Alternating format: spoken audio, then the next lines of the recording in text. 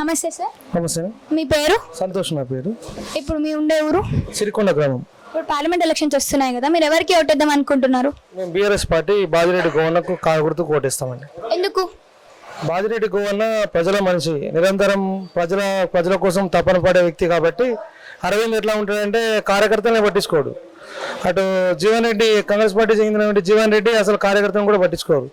బాజిరెడ్డి గోవన్న అయితే తన ఇంటి వద్ద నిత్యం వందల వేల మంది తన సొంత మనుషుల్లాగా వచ్చినటువంటి ప్రతి వ్యక్తిని పలకరించి వారి యొక్క సమస్యలు తెలుసుకొని మాట్లాడించేటువంటి వ్యక్తి.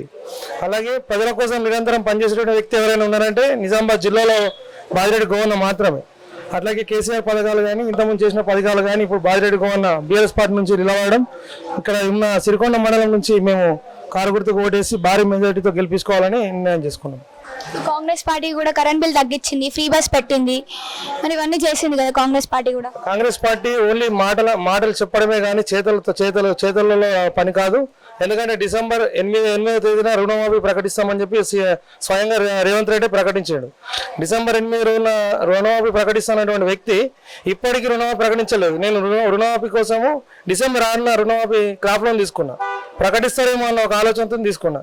ఇప్పటికి రుణమాఫీ లేదు. మళ్ళీ ఎంపీ ఎలక్షన్లో ఆగస్టు అని ముందుకు వేసిండు. మళ్ళీ అది జరుపుకుంటూ పోతారు. రైతుల కోసం పట్టించుకునే వ్యక్తులు కాదు.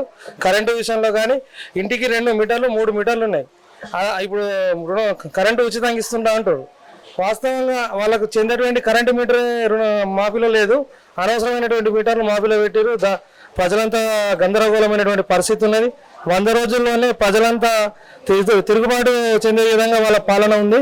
కాంగ్రెస్ పార్టీకి ఓటేసే పరిస్థితి లేదు. ప్రజలంతా ఆలోచన చేస్తున్నారు. కేసీఆర్ ప్రజల మనిషి, కేసీఆర్ ప్రజల మనిషికి బాజిరెడ్డి గోవర్ధన్ గారికి ఓటేస్తారు. ఖచ్చితంగా ఓటేస్తారు బాజిరెడ్డి గోవర్ధన్ గారికి.